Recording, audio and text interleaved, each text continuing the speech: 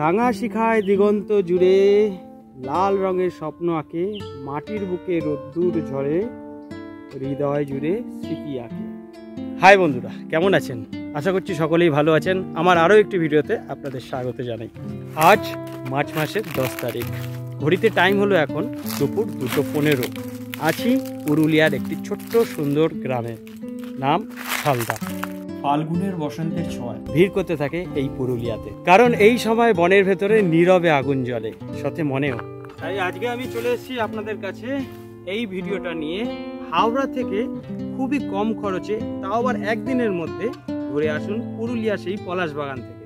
পুরুলিয়া এলে সর্বপ্রথম যে জায়গাটা দেখতে পারবেন সেটি হচ্ছে বামনি ওয়াটারফলস। নামতে হবে অনেক নিচে, তবে একটু কষ্ট করতে হবে। সেখানে স্নানও করতে পারবেন। আর তারপরে চলে যান তুঙ্গি ওয়াটারফলস। তারপর সেখান থেকে চলে যান upper dam, lower dam, Baghmundi পাহাড়।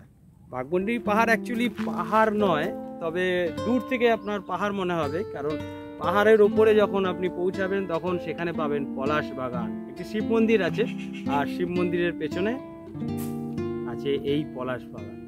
সেই রকম পলাশ বাগান।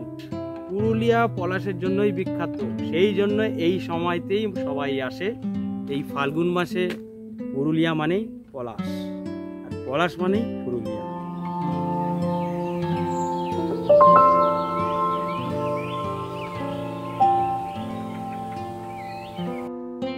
সেখান থেকে চলে যান মুখোশ গ্রাম। চাইলে দুটো মুখোশ কিনে নিয়ে আসতে পারেন, তবে আমি নিয়ে এসেছি, ব্যাগে রাখা রয়েছে। আরেকটি খুব সুন্দর লেক রয়েছে এখানে, তার নাম মার্বেল লেক। হাওড়া স্টেশন থেকে বেশ কয়েকটি ট্রেন রয়েছে, তার মধ্যে বন্দে ভারত এক্সপ্রেস, এছাড়াও রূপসী বাংলা এক্সপ্রেস। তবে রূপসী বাংলা এক্সপ্রেস শালিমার থেকে ছাড়ে সকালবেলা 6:28 গিয়ে পৌঁছায় 12:05 পুরুলিয়াতে। তবে আজকে আমি যে ট্রেনটার কথা বলবো, সুপার ট্রেন। হাওড়া থেকে ছাড়ে প্রত্যেক দিন রাত্রির 11:35 চক্রধরপুর এক্সপ্রেস। পুরুলিয়াতে গিয়ে পৌঁছায় ভোর 6:25। 6 ঘন্টা 50 মিনিটের রাস্তা। ট্রেনে স্লিপার ক্লাসের টিকিট, মানে আমরা স্লিপার ক্লাসেরই লোক, আমরা টিকিট কেটেছি 220 টাকা রিজার্ভ। আপনি যদি কম খরচে ট্যুর করতে চান, তাহলে পুরুলিয়া স্টেশন থেকে বাস স্ট্যান্ড পর্যন্ত আপনাকে টোটো নিতেই হবে, আর টোটো ভাড়া 20 টাকা। বাস স্ট্যান্ড থেকে সারাদিনে প্রচুর বাস ছাড়ে, অর্থাৎ বাসের কোনো সমস্যা নেই। মাত্র 50 টাকায় বাস ভাড়া দিয়ে পৌঁছে যান অযোধ্যার হিলটপে। পুরুলিয়া বাস স্ট্যান্ড থেকে অযোধ্যা হিলটপ পর্যন্ত যে রাস্তাটা সময় লাগে 2 ঘন্টা, তবে কোনো কোনো সময় সামান্য বেশিও লাগতে পারে। যাত্রাপথটা খুব একটা বিরক্তকর আপনার মনে হবে না, কারণ দুধারেই প্রকৃতি, চারিদিকে চাষাবাদ। দেখতে দেখতে কখন যে পৌঁছে যাবেন অযোধ্যার হিলটপে আপনি বুঝতেও পাবেন না। অযোধ্যা হিলটপ থেকে টোটো রিজার্ভ করে নিন, টোটো বা অটো। মাত্র 700 থেকে 1000 টাকার মধ্যে আপনি টোটো বা অটো পেয়ে যাবেন। আপনি যদি পুরুলিয়ায় গিয়ে বা অযোধ্যা হিলটপে থাকতে চান, সেই হোটেলের ফোন নাম্বার স্ক্রিনের মধ্যে দেওয়া রইল।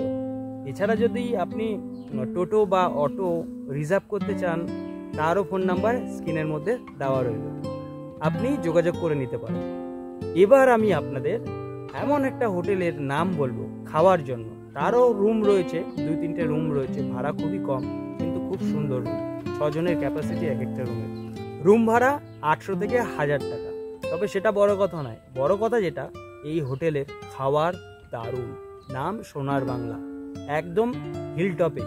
এই হোটেলের ঠিক পেছনের রাস্তাটা দিয়ে একটু হেঁটে গেলেই আপনি, বা টোটোওয়ালাকে যদি বলেন, আপনাকে নিয়ে যাবেন। এখানে সীতাকুণ্ড বলে একটা জায়গা রয়েছে, নিচ থেকে জল উঠছে, আর সেই জলটা খুবই গরম, সেটাকেই এখানকার লোকেরা সীতাকুণ্ড বলে। এখানে পুজো হয়। এবার যখন আপনাদের বলেছি যে পুরুলিয়ায় একদিনে ঘুরে আসুন, হ্যাঁ, এটা সম্ভব। সারাদিন ঘুরে রাত 8টা পর্যন্ত বাস অ্যাভেলেবেল থাকে অযোধ্যা হিলটপ থেকে পুরুলিয়া বাস স্ট্যান্ড পর্যন্ত। টোটাল ট্রাভেল খরচা 220 টাকা ট্রেন ভাড়া, বাস ভাড়া 50 টাকা। সাইট সিনের জন্য যে টোটো বা রিজার্ভ করবেন, 5 জন যদি যান, মাথা পিছু ধরে নিন 150 টাকা কি 200 টাকা। আর পুরুলিয়া থেকে যেই ট্রেনটা আগের দিন ধরেছিলেন রাত্রির 11:35, সেই ট্রেনটাই ঘুরে আসে 9:05 পুরুলিয়া স্টেশন থেকে। সেই ট্রেনটা ধরুন, 8 ঘন্টা 20 মিনিটের রাস্তা, এসে পৌঁছাবে হাওড়ায় পরের দিন সকালবেলা 5:25। কি দাদারা দিদিরা, একদিনে ঘুরে আসতে পারলেন পুরুলিয়া, সেই এনজয়টা করে নিতে পারলেন। কিন্তু আমি বলবো পুরুলিয়ায় যদি ঘুরতে যান একদিন হোটেলে স্টে করুন। পুরুলিয়া ভোরবেলার যে আমেজটা সেই রকম লাগে দাদা, সেই রকম।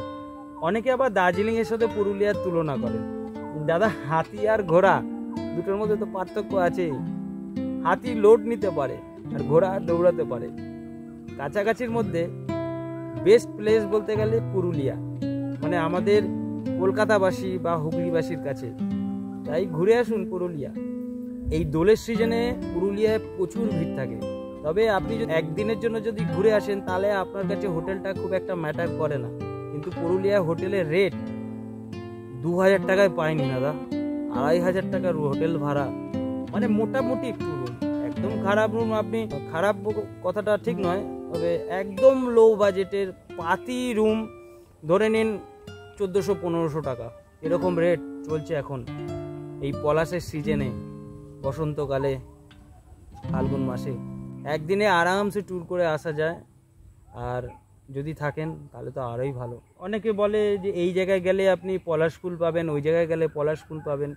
পুরুলিয়ায় যেই জায়গাতেই যাবেন, এবং পুরুলিয়া থেকে ঝাড়খণ্ডের কাছাকাছি যেই জায়গাতেই যাবেন সেই জায়গাতেই আপনি পলাশ বাগান পেয়ে যাবেন। রোডের ধারে ধারেই আপনি পলাশ গাছ দেখতে পাবেন প্রচুর।